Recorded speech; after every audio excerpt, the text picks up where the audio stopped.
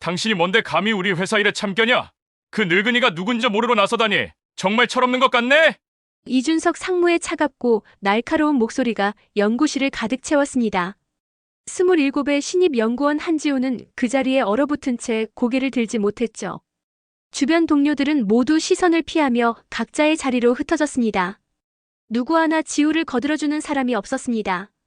지우가 한 일이라곤 넘어진 노인을 일으켜 세우고 무거운 서류 상자를 대신 들어준 것뿐이었습니다. 하지만 상무는 그것마저 용납하지 않았죠. 회사 시간에 업무도 아닌 일로 시간을 낭비하다니. 이게 신입 연구원이 할 짓이야? 상무의 질책은 계속 이어졌습니다. 그날 오후 지우의 책상 위에는 한 통의 메일이 도착했습니다. 내일 오전 9시 회장실로 오라는 내용이었죠. 도대체 그 노인의 정체가 뭐길래 회장실까지 호출된 걸까요? 지우는 이번 일로 회사를 그만둬야 하는 건 아닐까 두려움에 떨었습니다. 영상 시청 전 구독과 좋아요 부탁드립니다.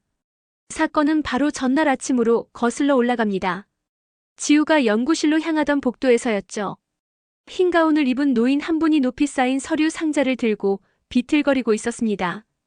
65은 되어 보이는 그 노인은 시니어 인턴 명찰을 달고 있었죠. 상자가 너무 무거운지 한 발짝도 제대로 떼지 못하고 계셨습니다. 지우는 주저없이 다가가 말을 건넸습니다. 괜찮으세요? 제가 들어드릴게요.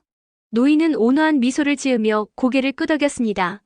고맙네, 젊은이. 요즘 이런 친절한 직원이 드물던데. 두 사람은 함께 서류를 연구소 자료실까지 옮겼습니다. 그 과정에서 지우는 노인과 짧은 대화를 나눴죠. 노인은 정말 겸손하고 따뜻한 분이었습니다. 회사 생활은 어때? 적응은 되나? 노인이 물었습니다. 지우는 솔직하게 대답했죠. 힘들긴 한데요. 그래도 배울 게 많아서 견딜만 합니다. 좋은 마음가짐이야. 그렇게 버티다 보면 좋은 날이 올 거네. 노인의 격려에 지우는 작은 위로를 받았습니다. 하지만 그 모습을 이준석 상무가 목격하고 말았습니다. 상무는 즉시 지우를 연구실로 불러들였죠. 한지우 연구원, 지금 뭐 하는 거야? 업무 시간에 인턴이랑 수다 떨 시간 있어? 상무의 목소리는 냉랭했습니다. 지우는 황급히 고개를 숙이며 해명했습니다. 죄송합니다, 상무님. 그냥 넘어지실 것 같아서 잠깐 도와드린 거였습니다. 상무는 코웃음을 쳤습니다. 넘어지면 어때? 그런 건 관리팀에서 알아서 할 일이지. 내가 나서서 영웅몰이할 필요 없어. 알겠어? 주변에 있던 선배 연구원 박민정이 끼어들었습니다. 지우 씨, 회사 생활 아직 모르나 봐요. 여긴 연구소예요. 인심 쓸 곳이 아니라고요. 비꼬는 투의 말이었죠. 지우는 아무 말도 하지 못하고 자리로 돌아왔습니다. 가슴 속에는 억울함과 분노가 부글부글 끓어올랐지만 참을 수밖에 없었습니다. 신입이 뭘 어쩌겠습니까? 그저 고개를 숙이고 견디는 것만이 살 길이었죠. 그날 오후 내내 지우는 불안에 떨어야 했습니다. 상무의 날카로운 시선이 계속 따라붙는 것 같았죠. 퇴근 시간이 되어서야 긴장이 조금 풀렸습니다. 그런데 바로 그때 메일이 도착한 겁니다. 발신자는 회장 비서실이었습니다. 내일 오전 9시 회장실 출두. 간단 명료한 문장이었지만 지우에게는 사형 선고나 다름없었죠. 동료들은 수군거리기 시작했습니다. 회장실 호출이라니 뭔 큰일 낸 거 아니야? 첫날부터 지킨다더니 결국 터졌네. 저러다 잘리는 거 아니야? 속삭임들이 귓가를 스쳤습니다. 지우는 아무것도 들리지 않는 것처럼 짐을 챙겨 연구실을 나왔습니다. 집으로 가는 지하철 안에서 지우는 눈물을 삼켜야 했습니다. 간신히 들어온 회사였습니다. 대구에서 올라와 원룸에서 혼자 생활하며 학자금 대출을 갚아가는 처지였죠. 이 회사를 잃으면 모든 게 끝장이었습니다. 밤새 잠을 이루지 못한 지우는 아침 일찍 회사로 향했습니다. 회장실은 본사 최고층에 위치해 있었죠. 평소에는 갈 일이 없는 곳이었습니다.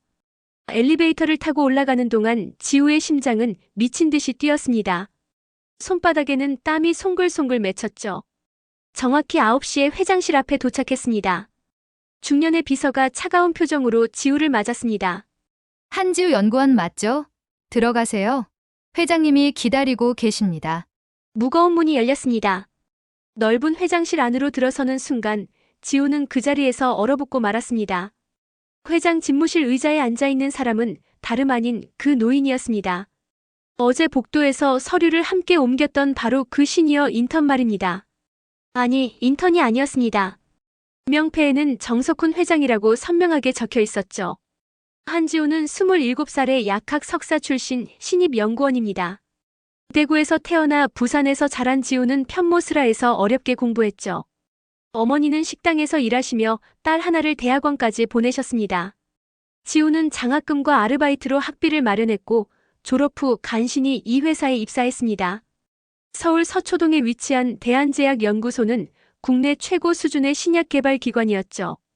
하지만 꿈에 그리던 직장 생활은 생각보다 훨씬 가혹했습니다. 지방 출신 여자라는 이유로 학벌이 부족하다는 이유로 차별받았습니다. 특히 이준석 상무는 지우를 노골적으로 무시했죠. 여자가 연구소에서 뭘 할 수 있겠어? 그냥 몇 년 버티다가 결혼하면 그만둘 텐데. 상무는 회의 때마다 이런 말을 서슴지 않았습니다. 지우는 이를 악물고 견뎠습니다. 실력으로 인정받겠다는 각오였죠. 회장실에서 노인과 마주친 순간 지우의 머릿속은 하얘졌습니다. 정석훈 회장은 조용히 미소 지으며 지우를 바라봤습니다. 어제는 고마웠네, 한 연구원. 덕분에 늙은이가 큰 도움을 받았어. 회장의 목소리는 여전히 온화했습니다. 지우는 황급히 허리를 숙였죠. 죄송합니다, 회장님. 제가 정말 몰랐습니다. 떨리는 목소리로 사과했습니다. 회장은 손을 저으며 말했습니다. 사과할 일이 뭐가 있나? 자네는 당연한 일을 했을 뿐이지. 도움이 필요한 사람을 돕는 건 인간의 기본 아닌가? 지우는 고개를 들지 못한 채 서 있었습니다. 회장이 계속 말을 이었죠.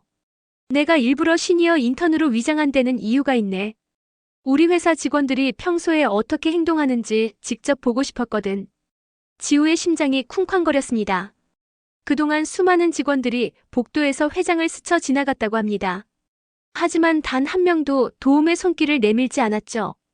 오히려 시니어 인턴이라는 이유로 무시하거나 귀찮아했습니다. 심지어 일부러 부딪히고 지나간 사람도 있었다고 하더군요.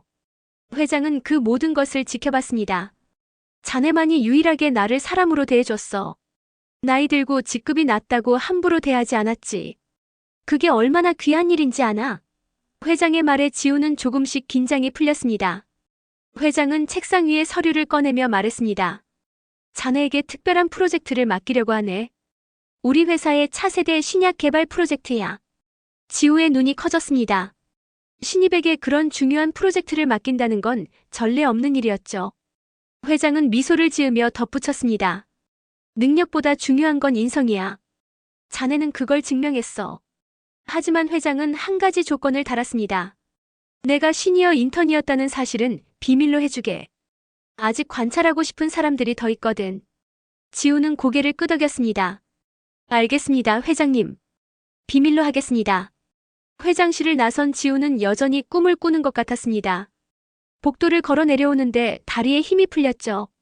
엘리베이터 안에서 지우는 조용히 눈물을 닦았습니다. 기쁨의 눈물이었습니다. 드디어 자신의 능력을 펼칠 기회가 온 것이었죠. 하지만 지우는 몰랐습니다. 이 일이 얼마나 큰 시련을 불러올지 말입니다. 연구소로 돌아온 지우를 맞이한 건 동료들의 차가운 시선이었습니다. 어떻게 됐어? 잘렸어? 박민정이 비꼬듯 물었습니다. 지우는 담담하게 대답했죠. 아니요, 특별 프로젝트를 맡게 됐습니다.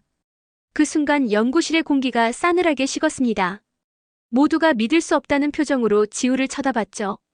특히 이준석 상무의 얼굴은 일그러져 있었습니다. 뭐? 신입 주제에 특별 프로젝트? 말도 안 돼. 상무는 즉시 회장 비서실에 전화를 걸었습니다. 하지만 비서는 단호하게 말했죠. 회장님의 지시사항입니다.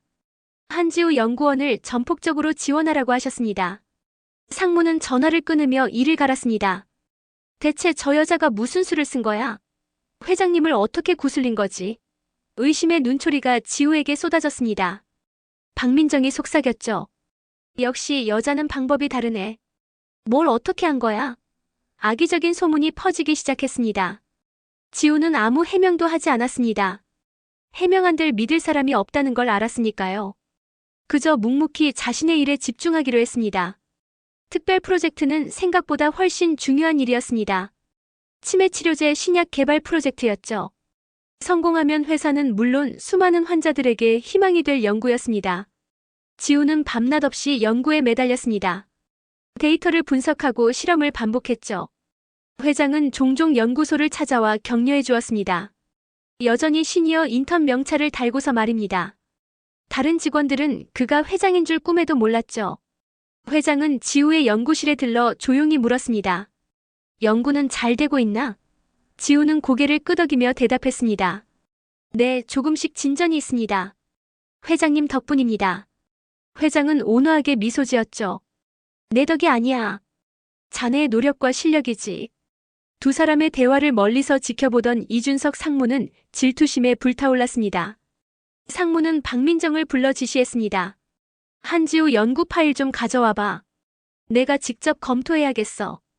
박민정은 고개를 끄덕이며 지우의 컴퓨터에 접근했습니다. 지우가 자리를 비운 사이였죠. 민정은 몰래 파일을 복사해서 상무에게 전달했습니다. 상무는 파일을 꼼꼼히 살펴봤습니다. 그리고 놀라운 사실을 발견했죠. 지우의 연구가 정말 뛰어났던 겁니다. 기존 방식과는 완전히 다른 접근법이었습니다. 성공 가능성도 매우 높아 보였죠. 상무는 욕심이 생겼습니다. 이 연구를 자신의 이름으로 발표하면 어떨까 하는 생각이 들었죠. 회장의 인정을 받을 수 있을 것 같았습니다. 상무는 은밀하게 계획을 세우기 시작했습니다. 지우의 연구를 가로채고 그녀에게는 다른 누명을 씌우기로 한 것입니다. 며칠 후 연구소에 비상이 걸렸습니다. 핵심 연구 데이터가 외부로 유출됐다는 것이었죠. 보안팀이 조사에 나섰습니다. 그리고 모든 증거가 한지우를 가리키고 있었습니다. 지우의 컴퓨터에서 의심스러운 이메일 발송 기록이 발견됐죠. 경쟁사 이메일 주소로 데이터를 전송한 흔적이었습니다. 지우는 황당했습니다. 저는 그런 적 없습니다. 누군가 조작한 겁니다. 필사적으로 해명했지만 아무도 믿지 않았습니다. 이준석 상무가 냉정하게 말했죠. 증거가 명백한데 뭘 더 따져? 한지우 연구원, 당신은 즉시 직위 해제야. 지우는 눈앞이 캄캄했습니다. 박민정이 거들었습니다. 처음부터 수상하더라니. 신입이 무슨 특별 프로젝트를 맡아? 이런 꿍꿍이가 있었던 거였네. 동료들의 비난이 쏟아졌습니다. 지우는 아무 말도 할 수 없었죠. 긴급 임원회의가 소집됐습니다. 지우는 회의실로 호출됐죠. 상무들과 임원들이 모두 모인 자리였습니다. 정석훈 회장도 자리에 앉아 계셨습니다. 지우는 회장을 바라봤지만 회장은 아무 표정도 짓지 않았습니다. 이준석 상무가 발표를 시작했죠. 한지우 연구원의 데이터 유출 사건에 대해 보고드리겠습니다. 상무는 준비한 자료를 펼쳐 보였습니다. 모든 증거가 완벽하게 조작되어 있었죠. 지우는 변명조차 할 수 없었습니다. 임원들은 고개를 저으며 한숨을 쉬었습니다. 젊은 직원이 욕심에 눈이 멀었구먼. 안타까운 일이야. 한 임원이 중얼거렸습니다. 다른 임원도 거들었죠. 즉시 해고 조치해야 합니다. 이런 직원을 두면 회사에 큰 해가 됩니다. 지우는 눈물을 참으며 고개를 숙였습니다. 모든 게 끝났다고 생각했죠. 바로 그때였습니다. 정석훈 회장이 조용히 입을 열었습니다. 잠깐만요. 제가 몇 가지 확인하고 싶은 게 있습니다. 회장의 목소리는 차분했지만 단호했습니다. 이준석 상무, 이 데이터 유출 증거를 어떻게 확보했습니까? 상무는 당황하지 않고 대답했습니다. 보안팀이 정기 점검 중에 발견했습니다. 회장은 고개를 끄덕이며 다시 물었죠. 그렇다면 보안팀장을 불러주시겠습니까? 직접 확인하고 싶군요. 상무의 얼굴이 굳어졌습니다. 보안팀장이 들어왔고 회장은 직접 질문을 시작했습니다. 팀장님, 이 데이터 유출을 언제 발견했습니까? 보안팀장은 당황한 표정으로 대답했습니다. 실은 저희가 발견한 게 아니라 이준석 상무님이 먼저 제보하셨습니다. 회의실이 순식간에 얼어붙었습니다. 회장의 눈빛이 날카로워졌죠. 상무님이 먼저 알아챘다는 말입니까? 그게 어떻게 가능하죠? 이준석 상무는 잠시 당황했지만 금방 침착함을 되찾았습니다. 제가 우연히 한지우 연구원의 컴퓨터 화면을 봤는데 수상한 점이 있어서 보안팀에 알렸습니다. 그럴싸한 거짓말이었죠. 하지만 회장은 거기서 멈추지 않았습니다. 그렇다면 상무님은 왜 한 연구원의 컴퓨터를 보고 계셨습니까? 업무상 필요가 있었나요? 날카로운 질문이었습니다. 상무는 말문이 막혔죠. 회장은 비서에게 지시했습니다. 지난 한 달간 연구소 내부 CCTV 기록을 모두 가져오세요. 특히 한지우 연구원 자리 주변 영상을 집중적으로 확인하겠습니다. 상무의 얼굴이 하얗게 질렸습니다. CCTV에는 모든 게 찍혀 있을 테니까요. 박민정이 몰래 지우의 컴퓨터에 접근한 장면도 상무가 파일을 받아간 장면도 말입니다. 회장은 계속해서 압박했습니다. 그리고 이 데이터 유출 경로도 이상합니다. 경쟁사 이메일이라고 하셨는데 제가 확인해보니 이미 폐쇄된 계정이더군요. 회장은 미리 조사를 다 해놓고 있었던 겁니다. 시니어 인턴으로 위장하면서도 회사의 모든 일을 꿰뚫고 있었죠. 누가 이런 조작을 했는지도 이미 파악하고 계셨습니다. 다만 증거를 확보하고 공개적으로 밝히려고 기다렸던 것뿐이었습니다.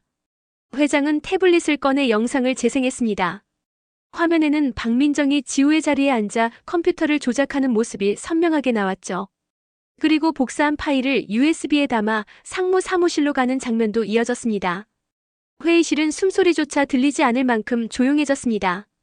이준석 상무는 변명할 말을 찾지 못했죠. 박민정은 고개를 떨구고 있었습니다. 회장이 차갑게 말했습니다.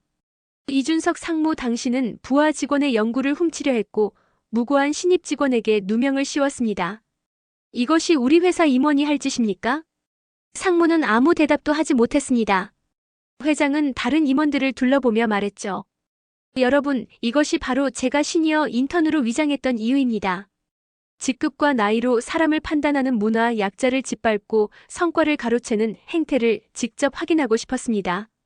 임원들은 모두 숙연해졌습니다. 회장이 계속 말을 이었습니다. 복도에서 넘어진 노인을 외면하고 지나간 사람들, 시니어 인턴이라는 이유로 무시하고 함부로 대한 직원들, 저는 모두 기억하고 있습니다. 회의실의 공기가 무거워졌죠. 일부 임원들은 자신들도 복도에서 회장을 스쳐 지나갔다는 사실을 깨달았습니다. 식은땀이 흘렀죠. 회장은 한지우를 바라보며 말했습니다. 한 연구원만이 유일하게 도움의 손길을 내밀었습니다. 직급도 나이도 이해관계도 따지지 않고 그저 사람을 사람으로 대했죠. 회장은 이준석 상무를 향해 최후 통첩을 했습니다. 오늘 즉시 사표를 제출하십시오.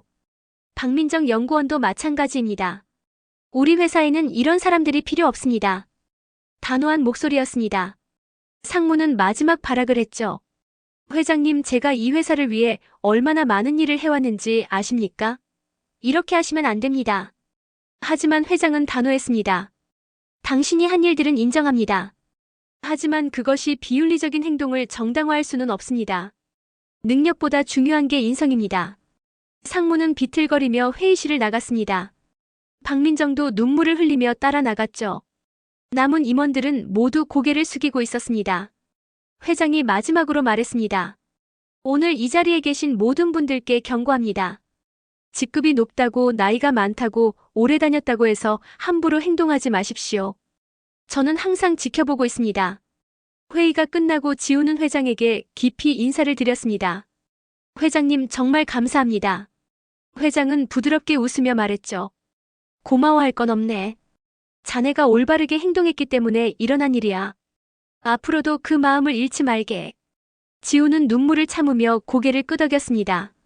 연구소로 돌아온 지우를 맞이한 건 동료들의 놀란 표정이었습니다. 상무와 박민정이 쫓겨났다는 소문이 이미 퍼진 상태였죠. 그리고 그 노인이 회장이었다는 사실도 알려졌습니다. 동료들은 지우에게 다가와 조심스럽게 사과했습니다. 지우야, 미안해. 우리가 오해했어. 하지만 지우는 담담하게 받아들였습니다. 괜찮아요. 저도 이해합니다. 지우의 넉넉한 마음에 동료들은 더욱 미안해했죠. 그날부터 연구소의 분위기가 조금씩 바뀌기 시작했습니다. 서로를 존중하고 배려하는 문화가 생겨났죠. 이준석 상무가 떠나고 연구소는 새로운 국면을 맞이했습니다. 회장은 지우에게 더 큰 책임을 맡겼죠. 치매치료제 프로젝트의 총괄 책임자로 임명한 겁니다. 신입이 프로젝트 책임자가 되는 건 전례 없는 일이었지만 회장의 결정은 확고했습니다. 능력 있는 사람에게 기회를 주는 게 당연하다는 것이었죠. 지우는 막중한 책임감을 느끼며 연구에 매진했습니다. 밤늦게까지 실험실에 남아 데이터를 분석했죠. 주말에도 출근해서 연구를 계속했습니다. 어머니께 전화를 드릴 때마다 걱정하시는 목소리가 들렸습니다. 지우야, 너무 무리하지 마라. 건강이 제일 중요한 거야. 하지만 지우는 멈출 수 없었습니다. 자신을 믿어준 회장님의 기대에 보답하고 싶었으니까요. 그리고 무엇보다 치매로 고통받는 수많은 환자들을 생각하면 쉴 수가 없었죠. 연구는 순조롭게 진행됐습니다. 석 달 만에 놀라운 성과가 나타났죠. 새로운 화합물이 실험주의 치매 증상을 현저하게 개선시킨 것입니다. 학계에서도 주목할 만한 결과였습니다. 지우는 흥분을 감추지 못했죠. 이 결과를 회장에게 보고하기 위해 회장실로 향했습니다. 회장은 보고서를 꼼꼼히 읽어보더니 감탄했습니다. 정말 훌륭한 결과야. 자네의 접근 방식은 기존과 완전히 다르더군. 독창적이면서도 과학적으로 탄탄해. 회장의 칭찬에 지우는 겸손하게 대답했습니다. 팀원들 덕분입니다. 모두가 열심히 도와줬습니다. 회장은 고개를 저었죠. 겸손한 건 좋지만 자네의 공로를 인정받아야 해. 리더십이란 그런 거야. 성과는 팀과 나누되 책임은 혼자 지는 것이지. 지우는 회장의 말씀을 가슴 깊이 새겼습니다. 하지만 모든 게 순탄한 건 아니었습니다. 해고된 이준석 상무가 복수를 계획하고 있었던 겁니다. 상무는 경쟁사에 연락을 취했죠. 대한제약에 연구 정보를 넘기겠다고 제안한 것입니다. 물론 거짓 정보였습니다. 지우의 연구를 방해하고 회사에 타격을 주려는 악의적인 계획이었죠. 경쟁사는 상무의 제안을 받아들였습니다. 거액의 돈을 지불하고 정보를 구매했죠. 하지만 받은 정보는 조작된 데이터였습니다. 경쟁사가 그 데이터로 연구를 진행하다가 막대한 손실을 입게 되면 대한제약을 고소할 것이라는 게 상무의 계산이었습니다. 교묘한 복수극이었죠. 하지만 상무는 한 가지 간과한 게 있었습니다. 정석훈 회장의 통찰력 말입니다. 회장은 상무가 해고된 후에도 그의 동향을 주시하고 있었죠. 어느 날 회장이 지우를 급히 불렀습니다. 한 연구원, 자네 연구 데이터를 다시 한번 점검해보게. 혹시 외부에 유출된 정보가 없는지 확인해야 해.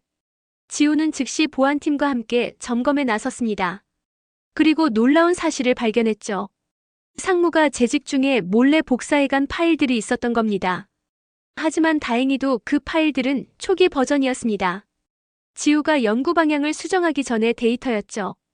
현재 진행 중인 핵심 연구와는 전혀 관련이 없었습니다. 회장은 안도의 한숨을 쉬었습니다. 다행이군. 그 데이터로는 아무것도 할 수 없을 거야. 오히려 경쟁사가 잘못된 방향으로 연구하게 만들 테니 우리에게 유리하지. 회장의 예측은 정확했습니다. 경쟁사는 상무가 준 데이터로 연구를 진행하다가 막대한 예산만 낭비했죠. 결국 프로젝트를 중단할 수밖에 없었습니다. 상무의 복수는 실패로 돌아갔습니다. 오히려 경쟁사로부터 사기 혐의로 고소를 당하는 처지가 됐죠. 경찰 조사까지 받게 되면서 상무는 완전히 나락으로 떨어졌습니다. 업계에서도 그의 비윤리적 행동이 알려지면서 어디에서도 받아주지 않았죠. 결국 상무는 모든 걸 잃고 후회하게 됐습니다. 욕심과 복수심이 자신을 파멸로 이끈 것이었죠. 한편 지우의 연구는 계속해서 발전했습니다. 임상 시험 단계로 넘어갈 준비를 하게 됐죠. 국내 유수의 대학병원들이 협력을 제안해왔습니다. 해외 제약사들도 기술 이전을 타진했죠. 지우는 이 모든 과정을 차분하게 진행했습니다. 서두르지 않고 한 단계씩 밟아나갔죠. 회장은 지우의 신중한 태도를 높이 평가했습니다. 조급하지 않고 원칙을 지키는 모습이 진정한 리더의 자질이라고 했죠. 연구 성과가 알려지면서 지우는 업계의 주목을 받기 시작했습니다. 각종 학회에서 발표 요청이 쏟아졌죠. 언론에서도 취재를 원했습니다. 27 젊은 여성 연구원이 치매 치료제 개발의 새 지평을 열었다는 기사가 나갔죠. 하지만 지우는 겸손함을 잃지 않았습니다. 인터뷰 때마다 팀원들의 공로를 강조했죠. 제 혼자서는 절대 이룰 수 없었던 성과입니다. 함께한 연구원들과 믿어준 회장님 덕분입니다. 지우의 태도는 더욱 많은 사람들의 마음을 움직였습니다. 대학 후배들은 지우를 롤모델로 삼기 시작했죠. 특히 지방 출신 여학생들에게 큰 희망이 됐습니다. 학벌이나 배경이 아니라 실력과 인성으로 성공할 수 있다는 걸 보여줬으니까요. 지우는 후배들에게 조언을 아끼지 않았습니다. 어려운 환경도 핑계가 될 수 없어요. 중요한 건 포기하지 않는 마음입니다. 정석훈 회장은 지우를 더욱 중요한 자리로 발탁하기로 결심했습니다. 이사회를 소집하고 파격적인 인사를 단행했죠. 한지우 연구원을 연구소 부소장으로 승진시킨 겁니다. 신입 입사 1년도 안 된 직원이 임원이 되는 전무후무한 일이었죠. 이사회에서는 반대 의견이 나왔습니다. 회장님, 아무리 능력이 뛰어나도 너무 성급한 결정 아닙니까? 경력이 너무 짧습니다. 한 이사가 우려를 표했죠. 하지만 회장은 단호했습니다. 나이와 경력보다 중요한 건 능력과 인성입니다. 한지우 연구원은 둘 다 갖췄어요. 그녀가 우리 회사의 미래를 이끌어갈 적임자입니다. 회장의 확신에 찬 말에 이사들도 결국 동의했죠. 지우는 부소장 임명 소식을 듣고 믿을 수 없었습니다. 회장님, 제가 감당할 수 있을지 모르겠습니다. 너무 큰 자리입니다. 걱정스러운 목소리로 말했죠. 회장은 지우의 어깨를 두드리며 격려했습니다. 자네라면 충분히 해낼 수 있어. 내가 보장하지. 그리고 실수해도 괜찮아. 배우면서 성장하면 되는 거야. 회장의 믿음은 확고했습니다. 지우는 깊이 숨을 들이쉬고 결심했죠. 최선을 다하겠습니다. 회장님의 기대를 저버리지 않겠습니다. 부소장이 된 지우는 연구소 운영에 새로운 바람을 불어넣었습니다. 수직적이던 조직 문화를 수평적으로 바꿨죠. 직급에 상관없이 누구나 자유롭게 의견을 낼 수 있게 했습니다.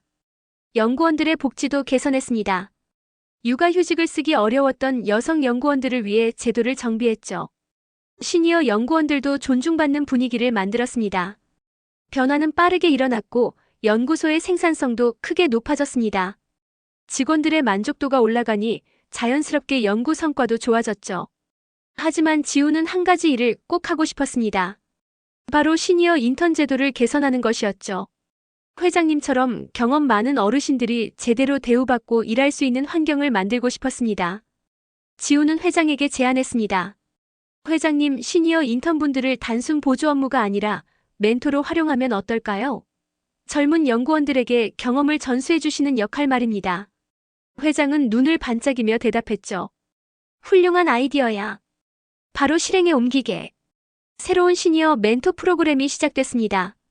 은퇴한 전문가들을 멘토로 초빙해서 젊은 연구원들과 연결해줬죠. 세대 간의 지식과 경험이 자연스럽게 전수됐습니다. 프로그램은 대성공이었습니다. 시니어들은 자신의 경험이 여전히 가치 있다는 걸 느꼈고 젊은 연구원들은 실전 노하우를 배울 수 있었죠. 이 프로그램은 업계에서도 화제가 됐습니다. 다른 회사들도 벤치마킹하기 시작했죠. 대한제약은 존중과 배려의 기업 문화를 선도하는 회사로 인정받게 됐습니다. 지우의 리더십이 만들어낸 변화였습니다. 어느 날 회장이 지우를 조용히 불렀습니다. 한 부소장, 자네에게 고백할 게 있네. 회장의 표정이 진지했죠. 지우는 긴장하며 귀를 기울였습니다. 회장이 말을 이었습니다. 사실 내가 시니어 인턴으로 위장한 건 후계자를 찾기 위해서였어. 우리 회사를 이끌어갈 진정한 리더를 찾고 있었지. 지우는 눈을 크게 떴습니다. 회장은 계속해서 말했죠. 능력만 뛰어난 사람은 많아. 하지만 인성까지 갖춘 사람은 드물지. 자네는 둘 다 가졌어. 그래서 자네를 선택했네. 지우는 가슴이 벅차올랐습니다. 회장님, 감사합니다. 평생 잊지 못할 은혜입니다. 치매 치료제 임상 시험 결과가 드디어 나왔습니다. 결과는 기대 이상이었죠. 환자들의 인지 기능이 평균 40% 이상 개선됐습니다. 부작용도 거의 없었죠. 의학계는 이 성과에 환호했습니다. 노벨상감이라는 평가까지 나왔죠. 지우와 연구팀은 국제학술지에 논문을 발표했습니다. 전 세계 언론이 주목했죠. 한국의 젊은 여성 과학자가 치매 정복의 길을 열었다는 헤드라인이 쏟아졌습니다. 지우는 하루아침에 세계적인 과학자가 됐죠. 하지만 정작 본인은 담담했습니다. 이제 시작일 뿐이에요. 상용화까지 가야 진짜 성공입니다. 겸손한 태도를 잃지 않았죠. 대한제약의 주가는 급등했습니다. 시가총액이 2배 이상 뛰었죠. 투자자들이 몰려들었습니다. 글로벌 제약사들도 기술 제휴를 원했습니다. 회사는 전례 없는 호황을 맞이했죠. 정석훈 회장은 대대적인 기자회견을 열었습니다. 그 자리에서 중요한 발표를 했죠. 저는 오늘 한지우 부소장을 차기 사장으로 내정했음을 알립니다. 회장의 선언에 기자들이 술렁였습니다. 28이 된 지우가 대기업 사장이 되다니 상상도 못한 일이었죠. 하지만 회장은 확신에 차 있었습니다. 나이는 숫자에 불과합니다. 중요한 건 능력과 비전입니다. 한 부소장은 우리 회사를 넘어 대한민국 제약 산업을 이끌어갈 인재입니다. 회장의 말에 박수가 터져 나왔죠. 지우는 무대에 올라 소감을 밝혔습니다. 부족한 제게 이런 기회를 주신 회장님께 감사드립니다. 저를 믿고 따라준 연구팀에게도 고맙다는 말을 전합니다. 그리고 무엇보다 어려운 환경에서 저를 키워주신 어머니께 이 영광을 돌립니다. 지우의 눈에는 눈물이 맺혀 있었죠. 그날 저녁 지우는 부산에 계신 어머니를 찾아갔습니다. 오랜만에 보는 딸의 모습에 어머니는 기뻐하셨죠. 우리 딸 정말 대단하구나. 엄마가 자랑스럽다. 어머니는 지우를 꼭 안아주셨습니다. 지우는 어머니 품에서 그동안 참았던 눈물을 쏟아냈죠. 엄마 정말 힘들었어요. 포기하고 싶을 때도 많았어요. 하지만 엄마 생각하면 버틸 수 있었어요. 어머니도 눈물을 흘리셨습니다. 고생 많았다, 내 딸. 이제 좋은 날만 있을 거야. 모녀는 한동안 서로를 껴안고 울었습니다. 행복의 눈물이었죠. 다음 날 지우는 대학교를 방문했습니다. 후배들을 만나기 위해서였죠. 강당은 지우의 강연을 듣기 위한 학생들로 가득 찼습니다. 지우는 자신의 이야기를 솔직하게 들려줬죠. 저도 여러분처럼 평범한 학생이었습니다. 특별한 배경도 없었고 오히려 차별받았죠. 하지만 포기하지 않았습니다. 지우의 말에 학생들은 숨죽이며 귀를 기울였죠. 중요한 건 어떤 환경에서 태어났느냐가 아니라 어떻게 살아가느냐입니다. 실력을 쌓고 인성을 갈고 닦으면 기회는 반드시 옵니다. 학생들의 눈빛이 반짝였습니다. 특히 지방 출신 여학생들은 큰 감동을 받았죠. 강연이 끝나고 한 여학생이 다가왔습니다. 선배님, 저도 선배님처럼 될 수 있을까요? 저는 학벌도 별로고 집안 형편도 어려워요. 지우는 그 학생의 손을 잡으며 말했습니다. 나도 그랬어요. 하지만 해냈잖아요. 당신도 충분히 할 수 있어요. 포기하지 마세요. 여학생은 눈물을 흘리며 고개를 끄덕였습니다. 지우는 그 모습을 보며 보람을 느꼈죠. 자신의 경험이 누군가에게 희망이 된다는 게 기뻤습니다. 한편 해고됐던 이준석 상무의 소식이 들려왔습니다. 경쟁사 사기 사건으로 실형을 선고받았다는 것이었죠. 법정에서 상무는 눈물로 참회했다고 합니다. 제가 욕심에 눈이 멀었습니다. 한지우 연구원에게 정말 미안합니다. 뒤늦은 후회였죠. 지우는 그 소식을 듣고도 원망하지 않았습니다. 오히려 안타까운 마음이 들었죠. 능력 있는 분이었는데 욕심 때문에 모든 걸 잃으셨네요. 교훈으로 삼아야겠어요. 지우의 너그러운 마음에 주변 사람들은 감탄했습니다. 박민정에게서도 편지가 왔습니다. 진심으로 사과하는 내용이었죠. 지우는 답장을 보냈습니다. 용서합니다. 새로운 곳에서 다시 시작하세요. 응원할게요. 지우의 따뜻한 마음은 많은 사람들을 변화시켰습니다. 원수를 사랑으로 대하는 모습이 진정한 리더의 자질이었죠. 1년 후 한지우는 대한제약의 최연소 사장으로 취임했습니다. 29의 나이에 거대 기업을 이끌게 된 것이죠. 취임식에는 수많은 사람들이 참석했습니다. 업계 관계자들, 학계 인사들, 그리고 지우를 응원하는 시민들까지 모여들었죠. 정석훈 회장은 이제 명예회장으로 물러났지만 여전히 지우를 지켜봐 주었습니다. 취임사에서 지우는 결연한 목소리로 말했습니다. 저는 능력보다 인성을, 성과보다 과정을 중시하는 회사를 만들겠습니다. 모든 구성원이 존중받고 행복한 일터를 만드는 게 제 목표입니다. 박수가 쏟아졌습니다. 지우의 경영 철학은 명확했죠. 사람을 먼저 생각하는 것이었습니다. 이익도 중요하지만 그보다 직원들의 행복이 우선이었죠. 건강한 조직 문화가 곧 회사의 경쟁력이라고 믿었습니다. 치매 치료제는 마침내 식약처 승인을 받고 시판에 들어갔습니다. 상품명은 희망이라고 지었죠. 환자들에게 진짜 희망이 되기를 바라는 마음이었습니다. 출시 첫날부터 주문이 폭주했습니다. 전국의 병원에서 처방 요청이 쏟아졌죠. 해외에서도 수입 문의가 빗발쳤습니다. 대한제약은 글로벌 제약사로 우뚝 서게 됐죠. 지우는 수익의 상당 부분을 사회에 환원하기로 했습니다. 치매 환자 가족을 위한 지원센터를 설립했죠. 경제적으로 어려운 환자들에게는 무료로 약을 제공했습니다. 지방 출신 이공계 여학생들을 위한 장학재단도 만들었습니다. 자신이 받은 은혜를 사회에 돌려주는 것이었죠. 언론은 지우를 노블레스 오블리주를 실천하는 기업인으로 조명했습니다. 젊은 세대의 롤모델이라는 찬사가 이어졌죠. 어느 날 정석훈 명예회장이 지우를 찾아왔습니다.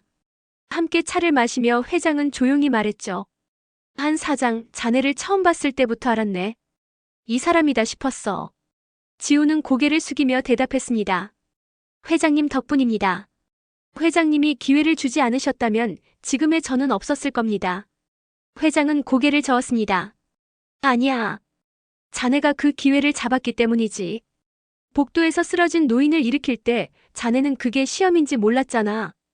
순수한 마음으로 도운 거야. 그게 진짜 인성이지.